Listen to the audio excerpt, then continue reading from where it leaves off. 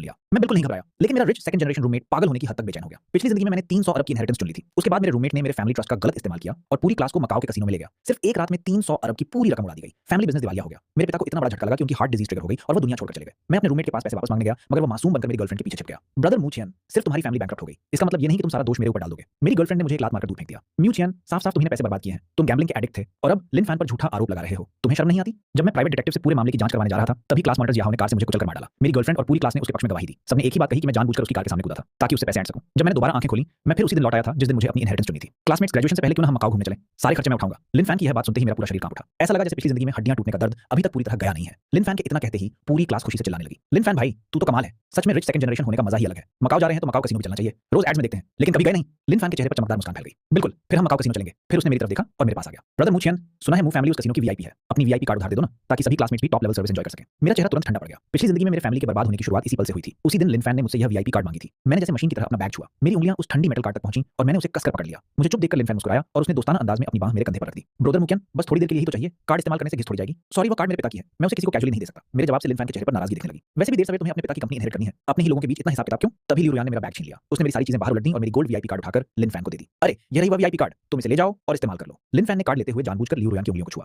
रोयान ही सच में समझदार है। ब्रदर मुकवान, तुम्हें अपनी भाभी से थोड़ा सीखना चाहिए। अचानक लिन फैन की आंखें चमक उठी। उसकी नजर जमीन पर पड़े गेम कंसोल पर जा टिकी। अरे, ये तो लेटेस्ट गेम कंसोल है, सुना है हर जगह आउट ऑफ स्टॉक है। मैं इसे खरीद ही नहीं पाया। लियोरियान ने लिन फैन की लालची नजर देखी और तुरंत झुककर मेरा गेम कंसोल उठा लिया। फिर उसने उसे लिन फैन की बाहों में रख दिया। इसे भी ले जाओ और खेलो। वैसे भी म्यूचियन इससे बहुत पहले बोर हो चुका है। थैंक यू रोयान। मेरी भौहें सिकुड़ गईं। मैंने एक झटके में अपनी वीआईपी कार्ड और गेम कंसोल दोनों वापस छीन लिए। सॉरी, मैं ये दोनों चीजें नहीं दे रहा। लियो रोयान के चेहरे पर तुरंत गुस्सा उतर आया। मुकवान, तुम इतने कंजूस कब से हो गए? मैं कंजूस हूं? मैं गुस्से में पलटा और एक जोरदार थप्पड़ उसके चेहरे पर मार दिया। उसकी फैली हुई आंखों में सिर्फ डिसबिलीफ था। मुझे तुमने मुझे थप्पड़ मारने की हिम्मत कैसे की? मैंने अपने सुनने पड़े हाथ को झटका और ठंडी हंसी के साथ बोला, ये थप्पड़ तुम्हें बाउंड्री सिखाने के लिए था। मेरी चीजें उठाकर किसी और को देने का तुम्हें क्या हक है? पूरा क्लासरूम एक पल में फट पड़ा। मुकवान, तुम पागल हो गए हो क्या? बस एक गेम कंसोल के लिए अपनी गर्लफ्रेंड को मार दिया? इतने बड़े आदमी बन गए हो क्या? लिन फैन जल्दी से लियो रोयान को संभालने पहुंचा और फिर गुस्से से मेरी तरफ देखने लगा। ब्रदर मुकवान, रोयान तो सबके भले के लिए कर रही थी, तुम्हारा ये एटीट्यूड क्या है? मैं नीचे झुका और बिखरी हुई चीजें धीरे धीरे उठाने लगा। मैंने वीआईपी कार्ड आराम से अपनी पॉकेट में रखी। मेरा एटीट्यूड बिल्कुल साफ है, मैं नहीं दूंगा। लियो रोयान अचानक लिन फैन का हाथ छुड़ाकर मेरी तरफ दौड़ी।